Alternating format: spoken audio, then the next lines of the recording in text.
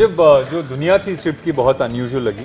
ये एक ऐसी दुनिया थी जो मैंने पहले कभी नहीं देखी थी पिक्चरों में या स्क्रिप्ट में, और जो रिलेशनशिप्स थे इस दुनिया के अंदर वो मुझे बहुत इंटरेस्टिंग लगी। ये एक ऐसी दुनिया है जहाँ पर हमारा जो गांव है वहाँ पर पानी ख़त्म हो चुका है, हम ये गांव बेच के निकलना चाहते हैं, हम लोग राजा लोग हैं, लेकिन अब गांव कोई ख़रीदने को तैयार नहीं है। तो अब कैसी कैसी स्कीमें निकालते हैं हम लोग ताकि किसी तरह से इस गांव में पानी आ जाए, और पानी को लेकर मतलब लोगों में जितनी डेस्परेशन है और क्या क्या करने को तैयार हैं उसके इर्द गिर्द कहानी है ये। The concept was very interesting क्योंकि इस कॉन्सेप्ट पे फिल्म नहीं बनी है और ये एक अलग दुनिया है जो माधव ने लिखने की कोशिश की थी।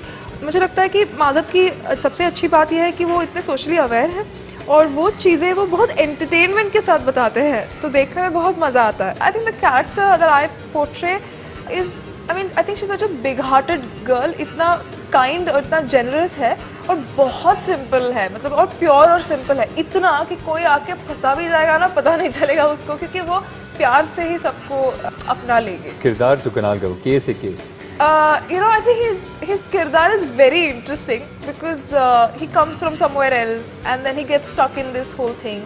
और बाप एक कह रहा है, लड़की एक कह रही है, ये एक कह रहा है, वो एक कह रहा है, उसमें खुद का वो ढूंढ लेता है कि क्या करना है।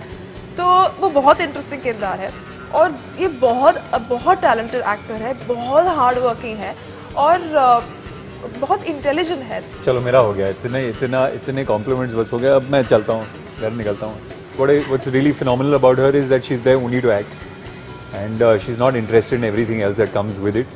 वो जो ताम झाम होता है उसमें इसका कोई इंटरेस्ट नहीं है, और जब आप ऐसे किसी कलाकार के साथ काम करते हैं आपका काम भी बेहतर हो जाता है क्योंकि उनका फोकस सिंगल माइंडेड है कि मुझे ये मेरा कैरेक्टर है और मुझे परफॉर्म कैसे करना है। इस फिल्म में ज़्यादा मेकअप था नहीं, मुझे तो बहुत पसंद है जब कम मेकअप होता है और वहाँ पे वैन वगैरह तो कुछ थी नहीं, तो हमको एक कमरा दिया था जब हम चारों एक्टर्स वही रेडी होते थे। तो actually I really enjoy that because makeup करते हुए भी गपशप चलती रहती है, कुछ डिस्कशन चलता रहता है कि आज का सीन कैसे करे, क्या करे, तो आई क्वाइट लाइक दैट। हमने थोड़ी शूटिंग हरियाणा में की, थोड़ी उड़ीसा में की, और 2 गाँव हैं पिक्चर में, एक में बहुत हरियाली है, खुशहाली है जो इनका गाँव है, और हमारा गाँव बिल्कुल बंजर है।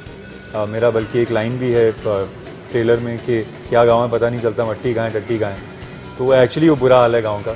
रियल लोकेशंस पे सारी शूटिंग हुई है और मुझे लगता है इसलिए ऑथेंटिक भी लगती है पिक्चर। मैं जो डांस सीखी वो तो संबलपुरी तो नहीं था, तो मुझे लगता है फोक डांस का कुछ अलग चार्म होता है। The best thing was the Sambalpuri dancers there who helped me tremendously. Saswat और प्रकृति, they're such fantastic dancers. They really helped. But that song रणबती, ऐसी शूटिंग का पैकअप होता था, सब कहते थे यार वो गाना वापस बजाना, अब हमको डांस करना है, तो सारे जूनियर आर्टिस्ट, सारे बैकअप डांसर्स हैं, जो कोरियोग्राफर हैं, हम लोग डायरेक्टर, हम लोग सब डांस करना शुरू कर देते थे। ये बहुत ही मज़ेदार पिक्चर है, इस तरह की दुनिया आपने कभी देखी नहीं होगी और इस तरह के रिलेशनशिप्स आपने एक्सपीरियंस नहीं किए होंगे।